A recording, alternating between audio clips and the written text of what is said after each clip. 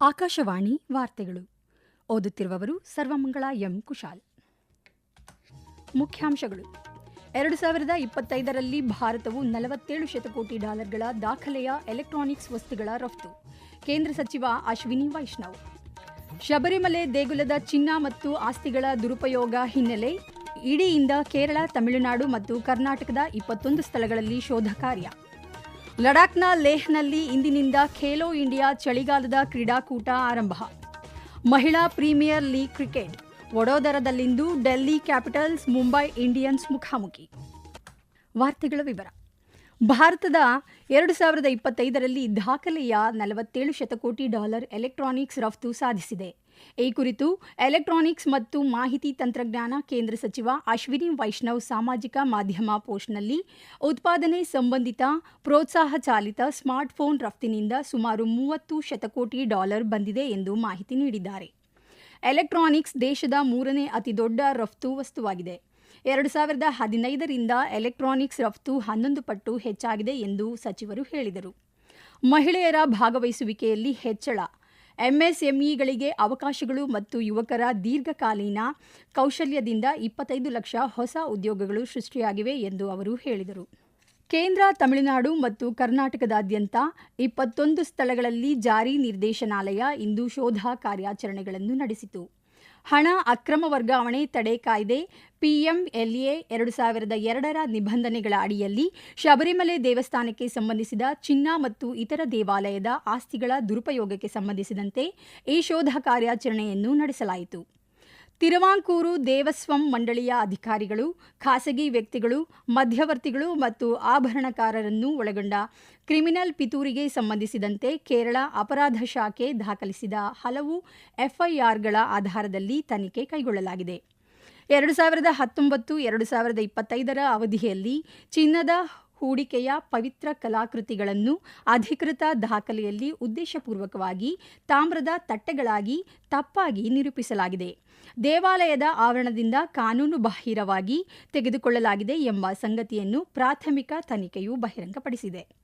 ಚೆನ್ನೈ ಮತ್ತು ಕರ್ನಾಟಕದ ಖಾಸಗಿ ಸೌಲಭ್ಯಗಳಲ್ಲಿ ರಾಸಾಯನಿಕ ಪ್ರಕ್ರಿಯೆಗಳ ಮೂಲಕ ಚಿನ್ನವನ್ನು ಹೊರತೆಗೆಯಲಾಗಿದೆ ಎಂದು ಆರೋಪಿಸಲಾಗಿದೆ.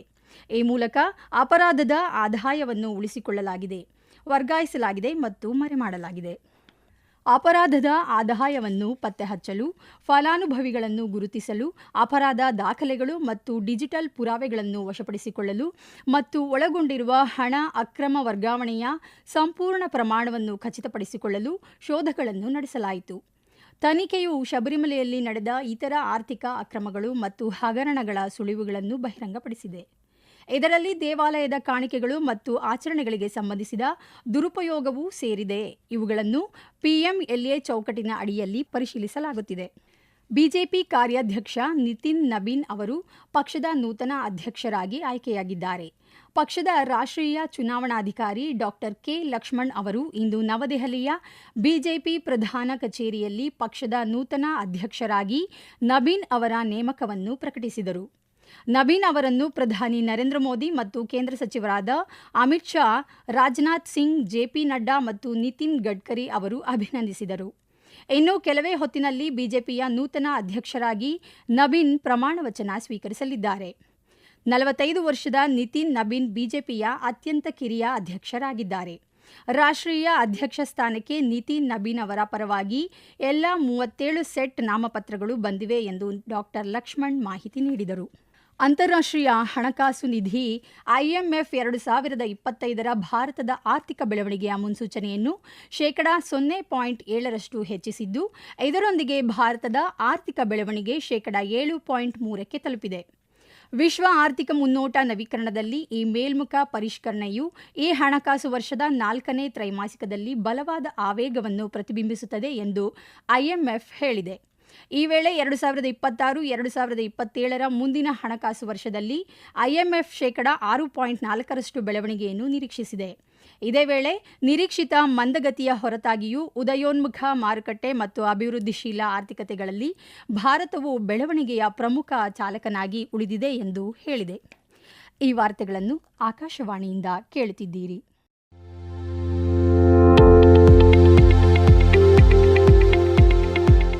ನಮ್ಮ ಎಲ್ಲ ರಾಷ್ಟ್ರೀಯ ವಾರ್ತೆಗಳು ಹಾಗೂ ಪ್ರದೇಶ ಸಮಾಚಾರ ಈಗ ಆಕಾಶವಾಣಿ ನ್ಯೂಸ್ ಕನ್ನಡ ಯೂಟ್ಯೂಬ್ ಚಾನೆಲ್ನಲ್ಲಿ ಲಭ್ಯ. ನಮ್ಮ ಎಕ್ಸ್ ಖಾತೆ ಮತ್ತು ಇನ್ಸ್ಟಾಗ್ರಾಂ ಖಾತೆ ಆಕಾಶವಾಣಿ ನ್ಯೂಸ್ ಕನ್ನಡ.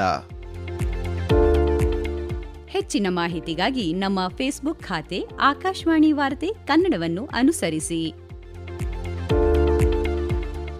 ಮಾಹಿತಿಗಳ ಹೂರಣ, ವಾರದ ಕಾರ್ಯಕ್ರಮ ಪ್ರಚಲಿತ ವಿದ್ಯಮಾನ ಪ್ರತಿ ಬುಧವಾರ ರಾತ್ರಿ 9:15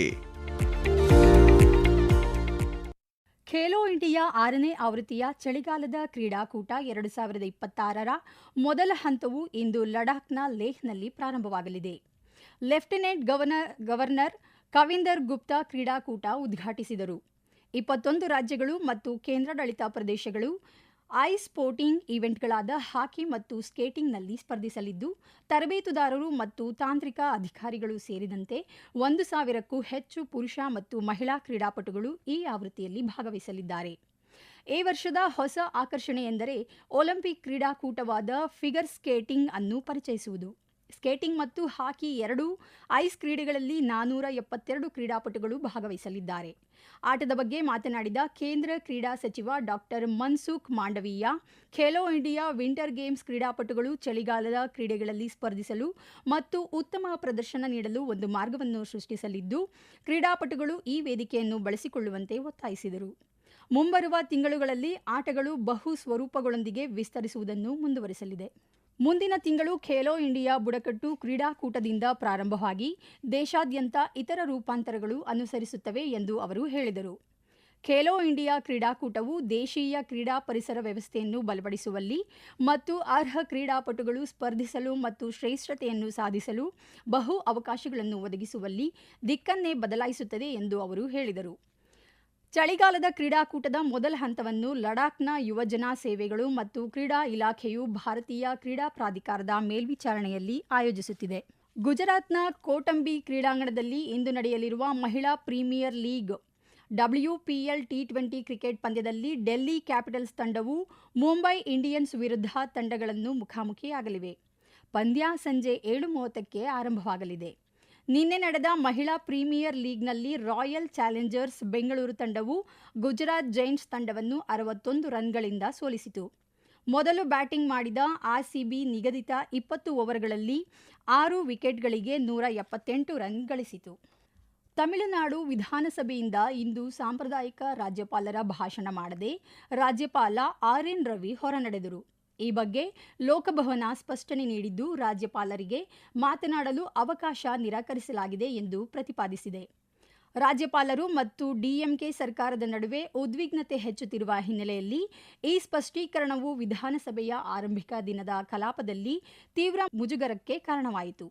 ರಾಜ್ಯಪಾಲರು ತಮ್ಮ ಮೈಕ್ರೋಫೋನ್ ಅನ್ನು ಪದೇ ಪದೇ ಸ್ವಿಚ್ ಆಫ್ ಮಾಡಿ ನಂತರ ಭಾಷಣವನ್ನು ಓದಲು ನಿರಾಕರಿಸಿದರು.